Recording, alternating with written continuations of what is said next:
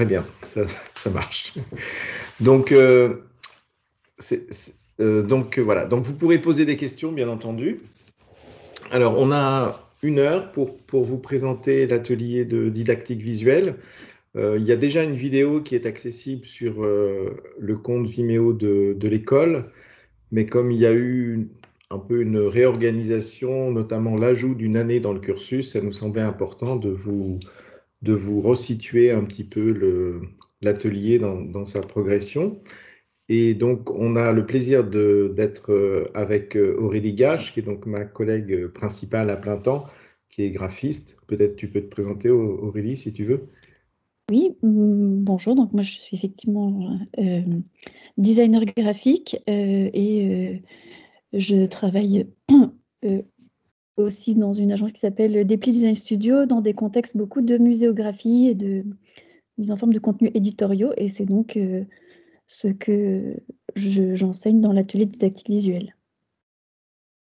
Et donc, on a également deux anciennes étudiantes, donc Laura et Bérénice qui va normalement nous rejoindre, et une étudiante en cours de cursus, Caroline, qui vont pouvoir intervenir pour parler un petit peu de leur ressenti sur l'atelier, et puis pour les deux anciennes, les deux diplômées, sur leur parcours depuis la sortie de l'atelier. Donc ça nous semblait intéressant d'illustrer voilà, par le témoignage un petit peu les enjeux de l'atelier dans sa formation, mais aussi dans ses débouchés professionnels. Alors, je vais commencer par vous partager mon écran. Alors, donc, ça, c'est le site de l'atelier de didactique visuelle. Donc, l'adresse, c'est didactiquevisuelle.fr.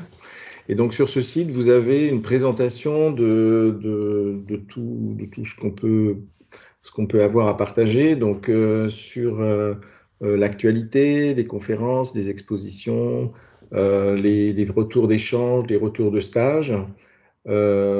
Aussi voilà, le cursus en didactique visuelle, l'approche de la didactique médicale dont on dira quelques mots, le programme de recherche didactique tangible, l'équipe enseignante, l'effectif étudiant, les partenaires, etc. Donc je vais commencer peut-être par l'équipe enseignante. Donc il y a donc moi-même, Olivier Poncin, donc moi je suis responsable de l'atelier, Aurélie qui s'est très rapidement présentée, Olivier Marc Nadel qui est illustrateur et qui intervient sur toutes les dimensions du dessin. André Biller qui est sur les dimensions plutôt numériques, toutes les approches numériques des projets. Laura Elena Lemaître qui est une médecin, qui est urgentiste et qui intervient sur toutes les questions de transmission des contenus médicaux. Morgane Cobleau, qui est enseignante sur les dimensions pédagogiques, sur en fait l'histoire des théories de la pédagogie. Derrière la porte, là, il y a Nadine Bailly, qui est psychologue, qui nous accueille dans son cabinet. Et puis, on a la possibilité d'inviter des enseignants qui sont des enseignants associés, qui sont professionnels dans différents domaines. Donc, cette année, on a eu la chance de faire intervenir pendant une semaine Étienne Mineur sur les questions d'IA, qui sont évidemment des IA génératives, qui sont graphiques génératives, qui sont des outils qui vont faire partie de notre quotidien. Donc, ça nous semble intéressant de nous interroger sur l'éthique de ces outils et sur leur possible usage, d'où son intervention. Et Loïsa Pérez, qui est docteur en graphisme et qui intervient sur un workshop pour être plutôt dans le versant recherche et pédagogie autour du graphisme, des questions du graphisme. Et Thomas Delamarre. Donc ces 3 dernières personnes sont pas là tous les ans, c'est des intervenants qui peuvent varier.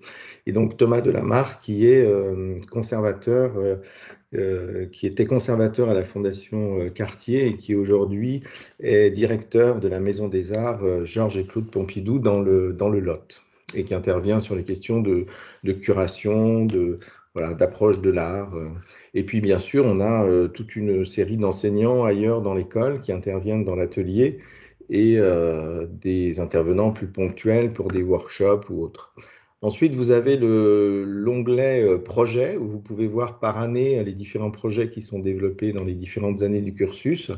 Et si vous voulez avoir le panorama total de toutes les réalisations, vous cliquez sur réalisation.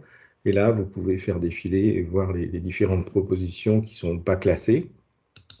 Une rubrique intéressante peut-être quand on se demande qu'est-ce que c'est que la didactique visuelle, à quoi ça mène, c'est la rubrique métier. Donc sur la rubrique métier, il y a un historique des anciens étudiants depuis en fait que j'en ai pris la direction depuis 99. Et par année, les personnes sont présentées avec le lien vers leur site personnel, professionnel, leur mail. Et on peut les classer aussi par approche. Donc ne voir que les illustrateurs plutôt sous l'angle didactique, ou les illustrateurs de façon générale, les gens qui se sont plutôt spécialisés dans la photographie, sur les approches graphiques, numériques, etc., d'enseignement. Et une dernière rubrique du site qui s'appelle Curiosité, avec des petits articles sur beaucoup de thématiques. C'est l'objet d'un cours, en fait, et puis la proposition, c'est de faire des articles pour témoigner un peu du regard sur la société, sur les objets didactiques, mais pas seulement, sur des expositions, sur des chaînes YouTube, etc. Voilà. Et si vous allez sur la page d'accueil du site, vous allez pouvoir retrouver l'accès aux différents réseaux sur lesquels l'atelier de didactique visuelle est présent. Vous allez retrouver tous les liens vers les sites développés par l'atelier, dont naturellement le site du programme de recherche didactique tangible, convergence et interaction entre art et sciences.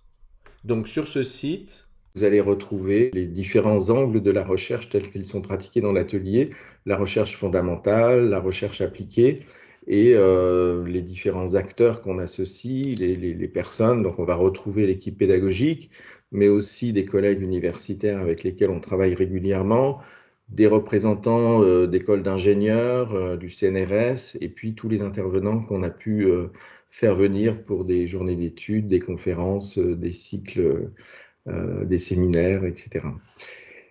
Et donc, les deux angles de la recherche telles qu'elles sont pratiquées dans l'atelier, c'est cette recherche fondamentale qui donc est constituée de journées d'études et de conférences, mais aussi ce qu'on appelle à l'université parfois la recherche-action, c'est-à-dire des projets de recherche appliquée avec des angles comme ça d'approche sur des thématiques.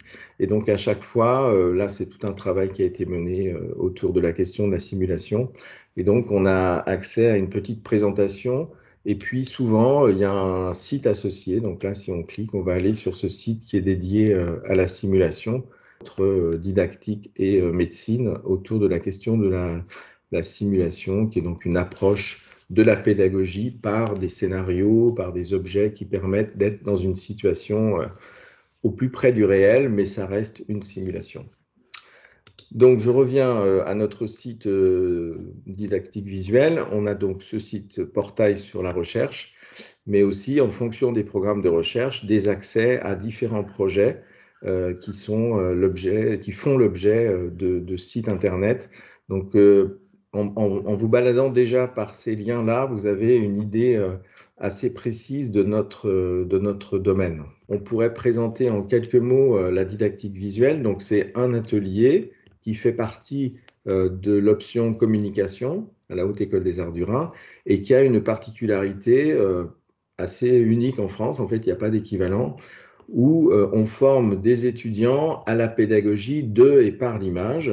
À la transmission des sciences et des savoirs, les étudiantes et les étudiants sont mis en situation en interface entre des gens qui possèdent un savoir, un public à qui on veut transmettre ce savoir.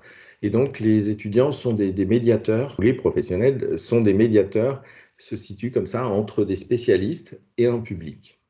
Voilà, de façon très rapide. Et je pourrais juste faire un détour par un travail qui avait été mené avec Laura, et puis peut-être ça me permettra de passer la parole à Laura, qui était on avait appelé ça un manifeste. Donc en fait, c'est une façon de présenter la didactique visuelle par des petites animations qui mettent en avant à chaque fois, on pourrait dire, une valeur, une notion propre à la didactique telle qu'on l'entend à Strasbourg. On peut regarder juste ça, ça dure 1 minute, et ensuite je passerai la parole à Laura.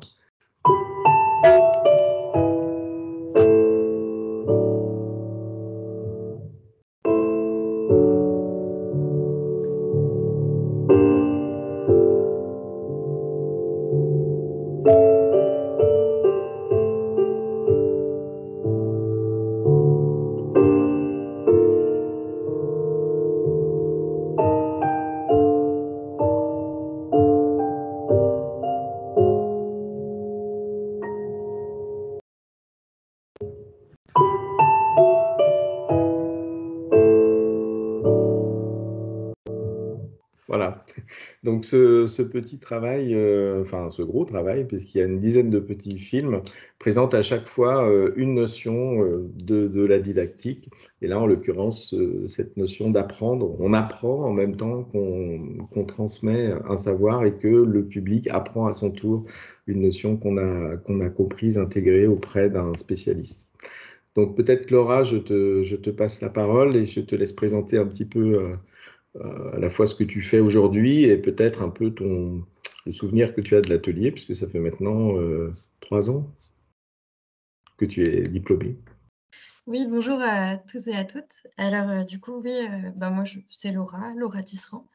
Je suis diplômée du coup du DNSEP en didactique visuelle depuis juin 2021, donc ça fera effectivement 3 ans bientôt. Alors, je voulais juste revenir sur effectivement la formation telle que moi j'ai pu la voir. Je suis entrée dans la formation peut-être comme certains ou certaines d'entre vous ont déjà un DNMAD en graphisme ou en tout cas déjà des études avant d'entrer à l'école d'art en graphisme. Et moi, c'était vraiment du coup un plus. Je savais que vraiment je voulais en tout cas m'orienter plus vers de la pédagogie visuelle, dans l'idée de peut-être penser des jeux de cartes ou des choses comme ça. J'avais vraiment ça en tête en y entrant. Je n'ai pas été déçue parce que au-delà de la dimension purement graphique, qu'il s'agit de penser une image, de comment est-ce qu'elle va être comprise et reçue, ça reste une école d'art dans le sens où on peut beaucoup expérimenter, utiliser beaucoup de médiums pour transmettre des savoirs. Moi, par exemple, j'ai pu parfois utiliser l'atelier céramique ou l'atelier verre, qui sont des techniques qu'on n'est pas forcément censé toucher, en tout cas quand on fait du graphisme pur et dur. J'ai fait beaucoup de sérigraphie aussi, ou des ateliers plutôt dans des médias imprimés. Et ouais, c'était vraiment un plus pour ça. Après, c'est une formation qui est très dense. J'ai le souvenir d'avoir beaucoup travaillé, mais sur des projets très, très variés, très riches, et de pouvoir vraiment jongler de médium en médium. Qu'est-ce que je peux dire d'autre? Aussi, les profils dans la classe, pour ma part, étaient très... on était autant des graphistes que des illustrateurs, illustratrices.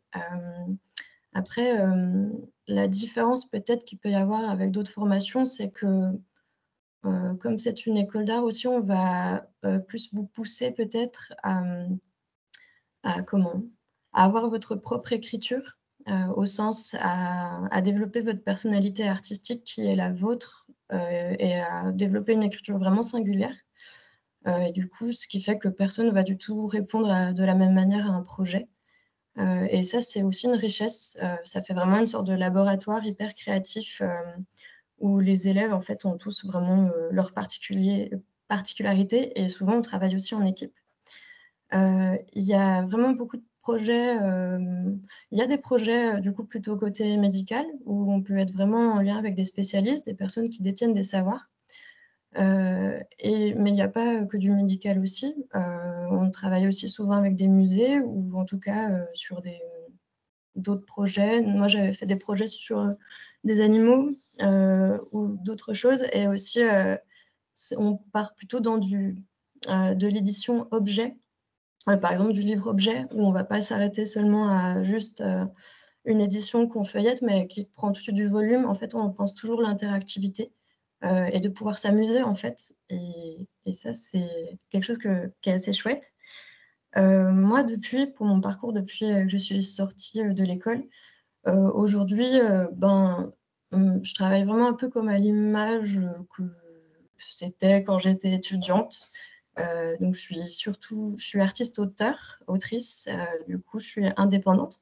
Je réponds à diverses commandes. Je travaille surtout en ce moment avec des musées, donc pensez plutôt, je fais des jeux de cartes pour des musées par exemple, ou comment est-ce que par le jeu apprendre quelque chose, du coup plutôt pour des enfants, ou adultes, hein, à l'idéal.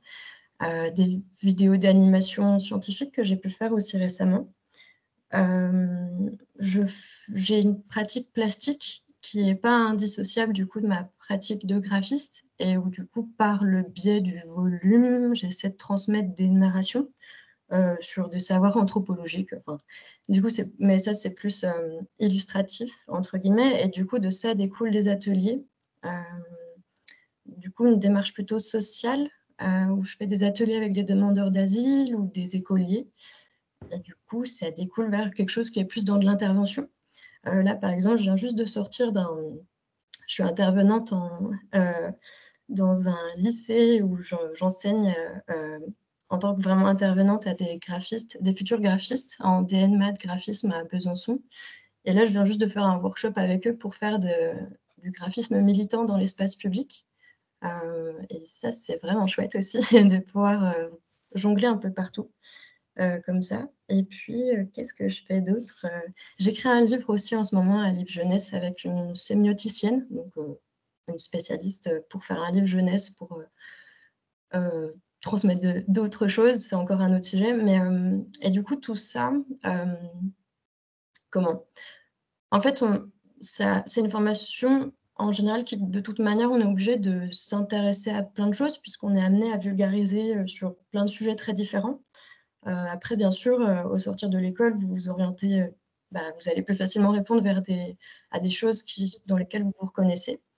Moi, en l'occurrence, ça a été plus quelque chose de militant, mais pas que. Enfin, je crois qu'aussi, de toute manière, quand on est dans un métier, on peut sans cesse apprendre et digérer ses savoirs pour les transmettre, on ne peut que s'amuser. Enfin, moi, c'est mon cas, et puis de toujours être force de proposition, pas s'arrêter à un seul médium. Voilà, je crois que c'est à peu près tout ce que je peux dire. Et voilà, n'hésitez pas s'il y a des questions. Super, merci beaucoup Laura. Tu peux donner ton compte Instagram s'il y a des gens qui veulent aller voir. Tu peux le mettre dans la conversation? Oui, ça marche. Effectivement, ce qui est intéressant chez Laura, c'est qu'elle a une écriture, enfin vous avez vu dans le petit film qu'on a visualisé rapidement, elle a une écriture qui est vraiment très, très particulière et donc c'est une façon de souligner qu'en didactique, on peut vraiment, ce que tu as dit était important, avoir sa propre facture graphique. Il est hors de question parce qu'on est dans un jeu de transmission et puis parfois qu'on va vraiment dans des approches très pédagogiques de rabattre sa dimension d'auteur et de disparaître. Non, au contraire, on cherche à valoriser des écritures multiples.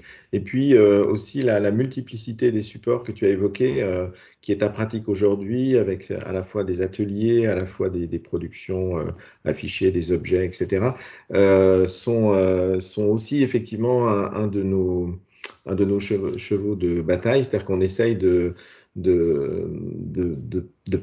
le cursus d'aborder différentes techniques et de profiter finalement de toutes les ressources de l'école, puisque la grande chance de la Haute École des Arts du Rhin, c'est d'avoir des ateliers du côté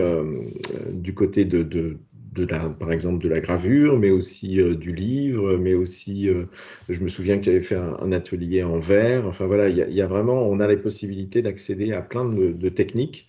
Et ça, c'est vraiment un plaisir de pouvoir croiser les modes d'approche. On n'est pas uniquement dans l'image à plat, 2D. Voilà. Alors, peut-être on peut accueillir aussi Bérénice. Bonjour. Bonsoir. Donc moi aussi moi je viens juste d'être diplômée de la Haute École des Arts du Rhin l'année dernière, donc en juin 2023.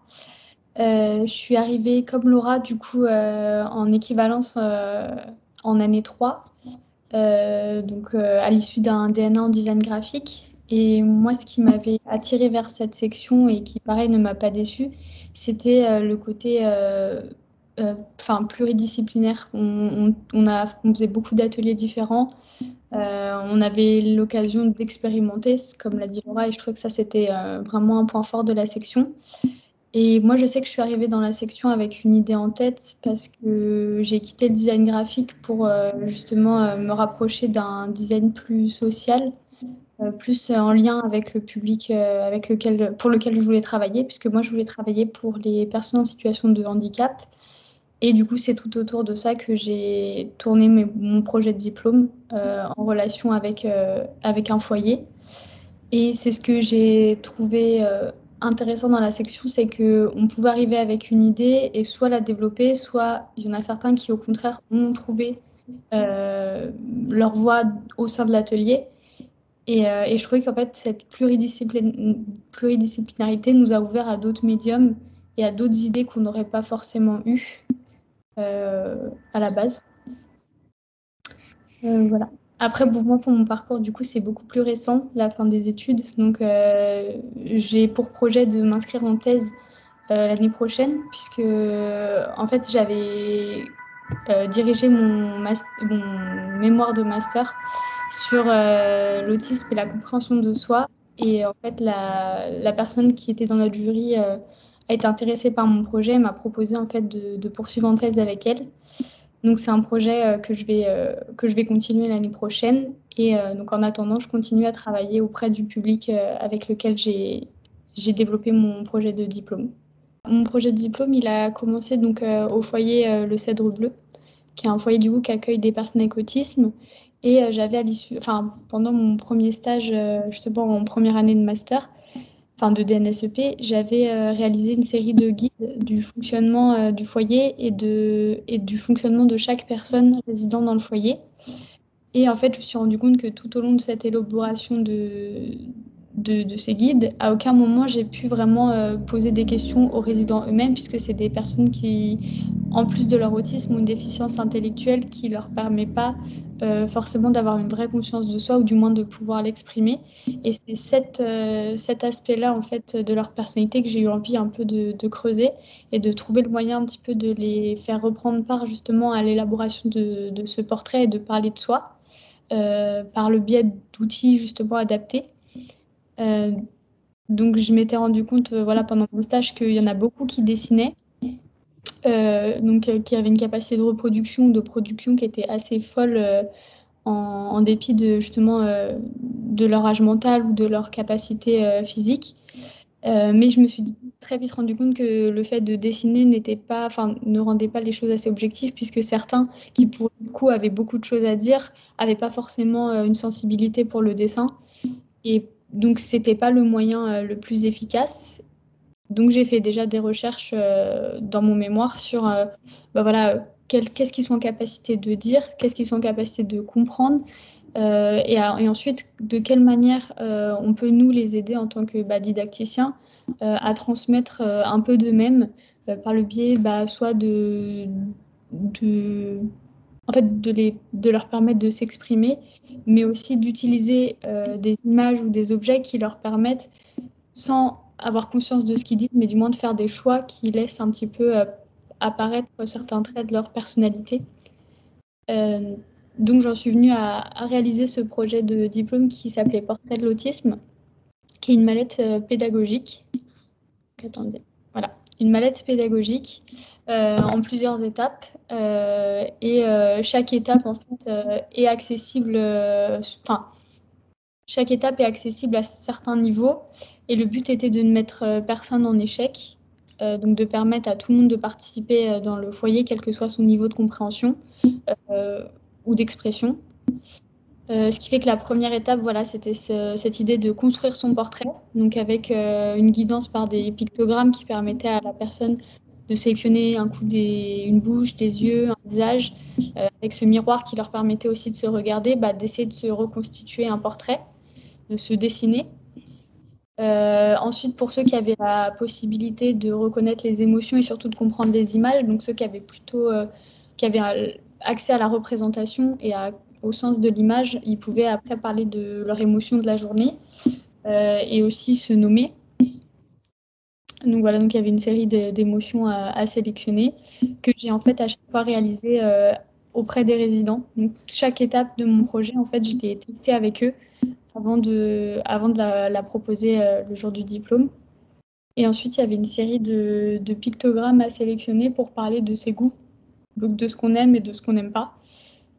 Et le but, en fait, était qu'ils puissent faire des choix d'activités, qu'ils puissent exprimer une envie, qu'on puisse comprendre aussi quelque chose qui n'est pas apprécié par la personne, par justement des outils qu'ils utilisent au quotidien pour communiquer. Et voilà, donc en fait, comme je le disais tout à l'heure, c'était quelque chose d'évolutif.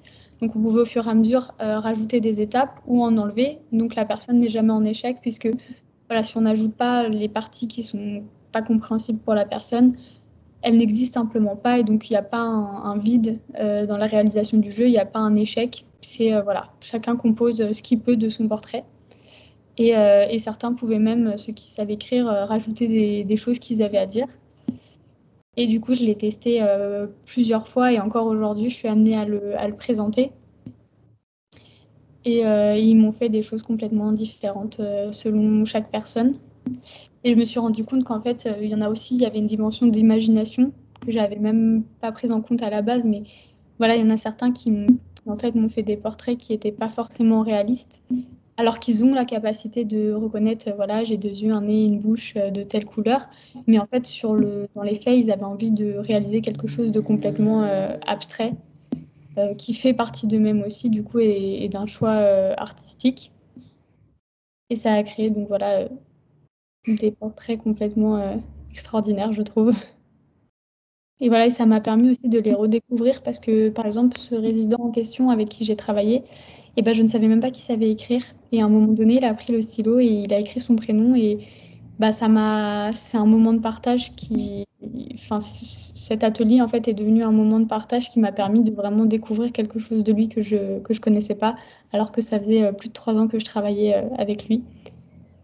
Merci beaucoup, Bérénice. Donc, effectivement, là, ce qui est intéressant, c'est ce que tu as dit. C'était important de dire que vous venez dans l'atelier avec vos préoccupations et que toi, tu avais déjà chevillé au corps cet intérêt et cet engagement et ce quotidien aussi, puisque finalement, c'était presque un métier parallèle.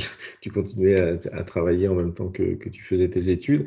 Et la notion extrêmement importante aussi, c'est cette notion de terrain, enfin de réalité d'usage. Et alors, parfois, on dit que c'est une dimension professionnelle, mais c'est ça, oui, il y a une dimension professionnalisante dans la formation, mais surtout une connexion avec le réel, avec le terrain. Et donc, cette idée que toutes les choses se testent, toutes les choses s'évaluent avec le public à qui on les destine. Et puis, bien sûr, que notamment, ça s'est vu sur le mémoire et dans ce prolongement que tu anticipes sur une thèse à venir, c'est aussi travailler avec des spécialistes de la question, sur le plan théorique, sur le plan historique, sur le plan voilà, qui est un vrai fond de savoir attaché à ces objets que tu crées.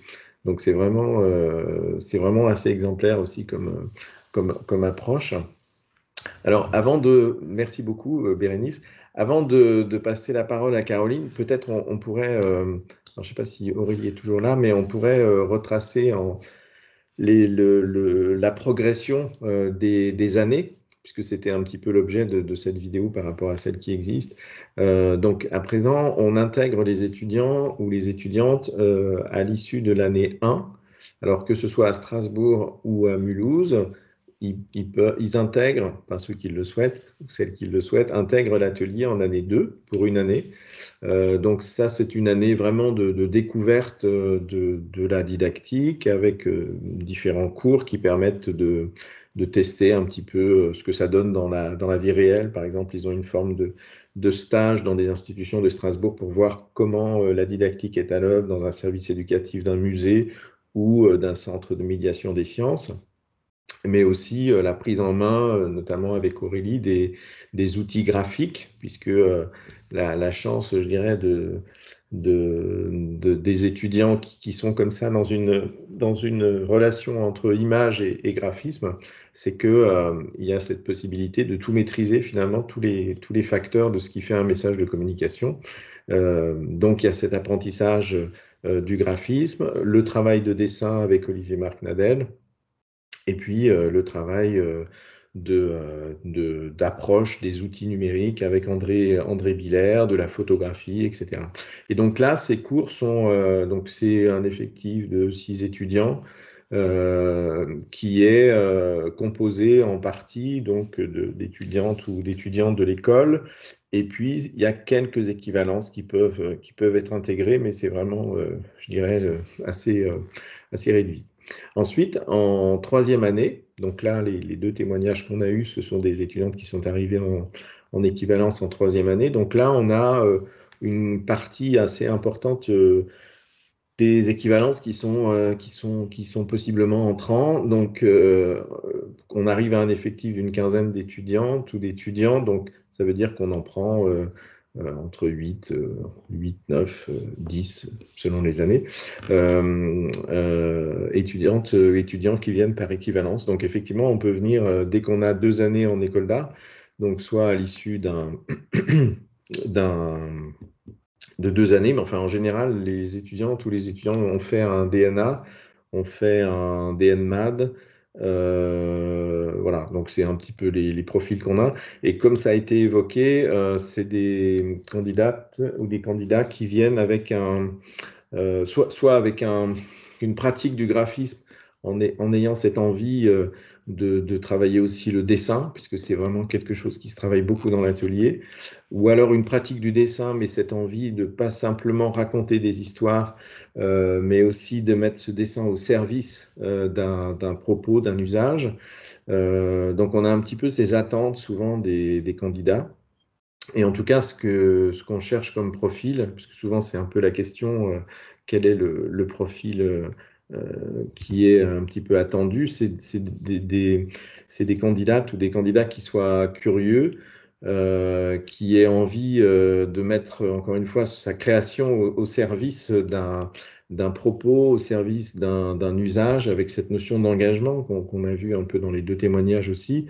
Et puis qui a cette envie, oui, de ne pas être juste dans une dynamique comme ça, un peu auto-centrée, mais essayer de se mettre comme ça au service des autres, d'aller chercher un savoir qui n'est pas forcément entre ses mains, et de bien l'intégrer pour pouvoir le passer à son tour. C'est d'ailleurs dans une des vidéos qu'a fait Laura, il y a cette notion de prendre le savoir dans ses mains et puis de le faire passer.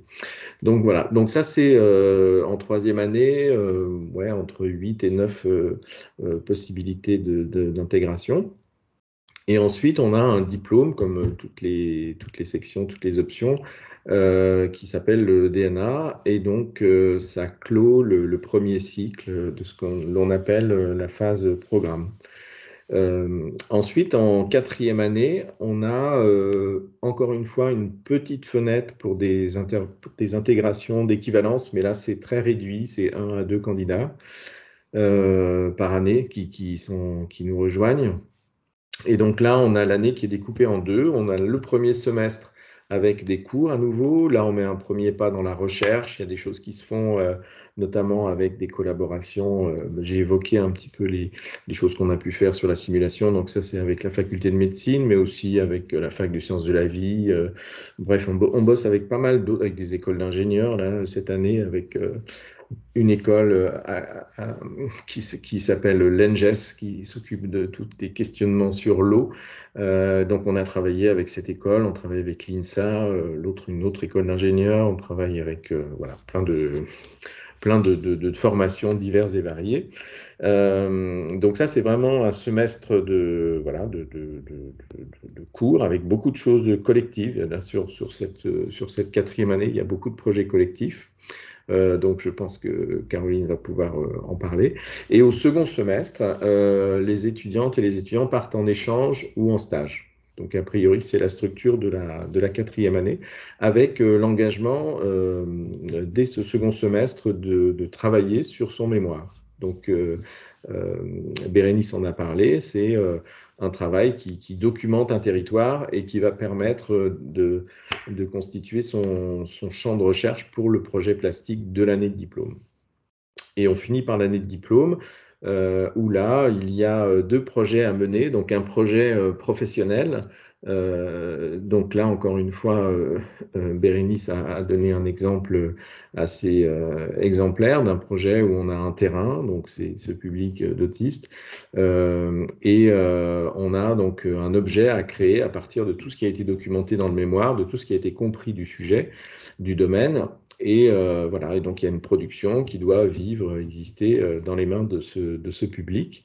Donc ça, c'est le projet, disons, professionnel. Et puis, il y a un projet plus personnel qui se fait en parallèle, plus expérimental. Voilà, et donc il y a la soutenance du mémoire aussi. Et donc ça donne un grade de Master 2. Voilà. Donc, Caroline, si tu veux juste parler un petit peu de ce premier semestre de l'année 4 dont tu sors, et éventuellement de ta vision de l'atelier ou des choses que tu as envie de partager. Bah oui, je pourrais revenir justement sur ce que tu venais de dire, sur cette idée de terrain et de collaboration. En fait, ce qui me plaît vraiment, que ce soit en troisième année ou là, cette année, au premier semestre, c'est vraiment cette idée qu'on fait des projets, en pas juste entre nous, dans la classe ou dans l'atelier, mais qu'on est vraiment tout le temps en collaboration avec d'autres écoles, d'autres étudiants, ou même, comme l'année dernière, avec le projet Grandeur Nature. Enfin, c'est vraiment ça qui nous plaît, je pense aussi, tous dans l'atelier.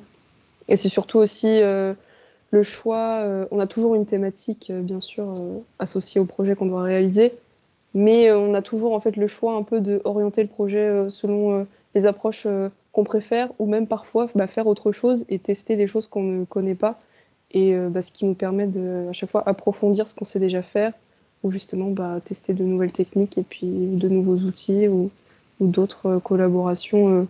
En plus, vu qu'on fait beaucoup de projets en groupe, c'est toujours agréable aussi de échanger entre nous ce qu'on sait faire et ce qu'on sait pas faire, et s'entraider aussi. Donc ce premier semestre, donc il y avait un premier projet qui s'appelait La Box. Moi j'étais en groupe de 3 pour réaliser ce projet avec Tiffany et Estelle. Donc nous on a fait le choix de réaliser alors ce jeu sérieux. L'objectif donc c'était de réaliser un jeu sérieux sur la thématique de la multifonctionnalité des forêts. Donc nous pour notre part on a choisi de réorienter cette thématique sur la réintroduction des espèces dans la forêt des Vosges du Nord. On a choisi donc 3 espèces, le loup gris, le grand tétras et l'écrevisse des torrents, qui sont 3 espèces qui peuvent être réintroduites dans la forêt des Vosges du Nord. Et ce qui était intéressant en fait entre nous 3, c'est qu'on s'est vraiment dispatché en fait les choses à réaliser dans le projet. Donc il y avait plus le côté illustration, recherche sur les espèces, le flyer à réaliser, on a fait une boîte de jeu, etc. Et donc ce projet aussi, on a été aidé par les ingénieurs de l'INSA, avec Charlie et Walid, qu'on remercie pour nous avoir aidés, pour faire toute la partie en fait dessous le plateau. Donc nous, pour réintroduire une des 3 espèces que vous choisissez dans la partie, eh bien en fait, vous devez placer et réaliser des objectifs sur le plateau succinctement. Donc chaque joueur a des objectifs à réaliser. Je ne vais pas rentrer forcément dans les détails du jeu parce que ce serait assez long. Mais voilà, c'est un jeu. On a par exemple touché à l'atelier bois avec le plateau. On a pu réaliser des impressions 3D pour les pions, donc pour réaliser les animaux. On a pu aussi réaliser des petits pions en bois, toucher justement à un peu l'électronique, en tout cas à voir avec les ingénieurs comment ça fonctionnait, les circuits Arduino, à faire fonctionner des diodes pour pouvoir les allumer. C'est un projet vraiment complet et qui réunit beaucoup d'éléments différents, beaucoup d'outils, de techniques différentes. Et c'est un des projets qu'on a préféré réaliser ce semestre, en tout cas pour mon groupe. Et donc l'idée, en fait, c'est de placer, donc, par exemple, les écrevisses là qu'on voit en bleu sur le plateau. Donc c'est de les placer succinctement et puis qu'elles s'allument une par une. Voilà, c'est un projet qui était très complet. Et C'est intéressant. Juste, je t'interromps, mais c'est dans le type de collaboration, c'est que nous, il y a des écoles où il y a des formations où on essaye de travailler, comment dire, l'électronique, que les étudiants artistes soient aussi des techniciens, etc. Nous, ce qui nous intéresse plus, c'est la pluridisciplinarité, c'est-à-dire d'associer des compétences différentes, avec chacun son expertise. Donc, quand on travaille avec des chirurgiens, ce que je dis toujours, c'est que nos étudiants, ils vont pas faire une opération juste pour voir. Non, ils s'associent à des spécialistes d'un domaine pour communiquer sur ce domaine. Et là, vous êtes avec des élèves ingénieurs qui sont dans l'électronique pure et dure, avec la programmation, etc.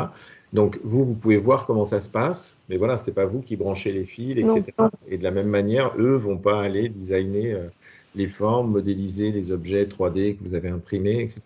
Donc, chacun ses compétences d'une certaine façon, et ce que peut-être on peut dire aussi avec l'expérience d'Aurélie qui est dans le travail muséal, muséographique, etc., c'est que voilà, c'est aussi ça le métier auquel on forme. C'est-à-dire que les futurs les professionnels ne font pas tout. Ils sont dans des corps de métier qui s'assemblent et qui dialoguent pour créer des objets qui sont issus de toutes ces compétences croisées et additionnées. Oui, tout à fait. Non, mais c'est pour ça que on a vraiment été en collaboration étroite même avec les étudiants de l'ENGES qui nous ont beaucoup aidés, par exemple, à choisir les 3 espèces. Parce que nous, même si on s'y connaît un petit peu en biodiversité ou en écosystème, savoir quelles sont les espèces à réintroduire dans la forêt des Vosges du Nord, je ne sais pas. Donc, ils sont là pour nous aider. Et donc, nous, notre rôle après, c'est de faire en sorte de faire un plateau de jeux sérieux qui soit intéressant, parce que ce plateau, après, il est amené à être en fait, déposé à l'ENGES pour les premières années qui arrivent en formation et pour essayer de voir les différentes interactions qui se passent dans une forêt, les différents acteurs qui s'y trouvent, et donc c'est de faire un peu un jeu différent des jeux qu'ils ont l'habitude d'avoir. Et puis voilà, après là je présente celui-là, mais il y a 2 autres projets qui ont été réalisés dans le cadre du projet de la boxe. Et on a tous réalisé 3 projets complètement différents qui répondent au sujet, mais de 3 manières différentes. Et c'est ça aussi qui est intéressant, c'est on a un même sujet, mais chacun y répond différemment. Merci beaucoup, Caroline. Est-ce que dans les personnes qui sont là, est-ce que vous avez des questions ou des choses qui ne sont pas claires sur le cursus, sur les attendus, sur voilà, profiter du fait qu'il y a des anciennes et actuelles étudiantes pour vous répondre. Je suis en M1 en art et design. Alors, c'est l'éternelle question. Donc, comme je l'ai dit tout à l'heure, les possibilités d'intégration, c'est plutôt l'année 3. Cela dit, il y a quelques petites places peu nombreuses pour l'année 4. En fait, la question, c'est plutôt le socle de formation qui se fait véritablement en année 3. Donc, techniquement, vous pouvez vous présenter en année 4. Mais c'est vrai qu'en année 3, il y a déjà plus de chances d'être prise. Et puis, il y a surtout une année qui est vraiment une année de formation, alors qu'en année 4, voilà, c'est réduit, entre guillemets, à un semestre. Et donc, ça file vite. Et ça ne permet pas vraiment de repartir. Quand on change quand on change de formation et qu'il y a des attendus un peu spécifiques, il y a un peu des protocoles, il y a des pratiques un peu spécifiques à l'atelier, à la didactique au sens de cette logique de transmission qui est pas forcément la même pratique dans un master d'art et design. Donc voilà, c'est un peu en fonction de l'expérience que vous avez, mais ça nous arrive d'intégrer malgré tout des étudiants en année 4, effectivement. Mais ce qu'on a constaté, c'est que, notamment avec la réforme du DNMAD, qui dans l'absolu, avant c'était un BTS, et donc d'office les candidates ou les candidats arrivaient en année 3. Maintenant, avec un DNMAD, vous avez 3 années, donc vous êtes censé pouvoir postuler en année 4. Mais ce qu'on constate, c'est que depuis 2 ans que c'est vraiment mis en place, que souvent les dossiers que l'on a en année 3, qui ont un DNMAD en poche, sont entre guillemets meilleurs, plus matures que les dossiers que l'on a en année 4. J'ai l'impression que quand il y a vraiment cette envie de reprendre la chose à la base, d'avoir cette formation initiale, ça donne des profils qui sont plus solides. Mais bon, voilà. Et toi, Caroline, rappelle-moi, tu as avec quoi comme tu es arrivée par équivalence? Oui, je suis arrivée par équivalence. Bah, justement, j'avais postulé pour la première année et puis j'avais été redirigée à l'oral Ah oui. En 3e année pour l'équivalence. Oui. Parce que toi, tu avais comme cursus? Je fais un DNMAT design graphique au lycée Jean-Pierre Vernant à Sèvres. Oui, c'est ça. Ouais. Voilà. Et donc, tu n'as pas eu l'impression de faire de la redite en 3e année? Ah non, pas du tout. Non, pas du tout, parce qu'en plus, on a vraiment des projets qui sont... j'ai envie de dire, il y a quand même des thématiques qui reviennent, médical, tout ce qui est autour de la biodiversité, l'illustration. Voilà, donc non, j'ai pas... Vu que moi, c'était vraiment très design graphique, pas du tout eu l'impression de refaire une année. Bonne soirée tout le monde. Merci Bérénice, merci Caroline. Merci beaucoup. Merci, bonne soirée. Ouais, Bonne soirée. ça marche. Au revoir.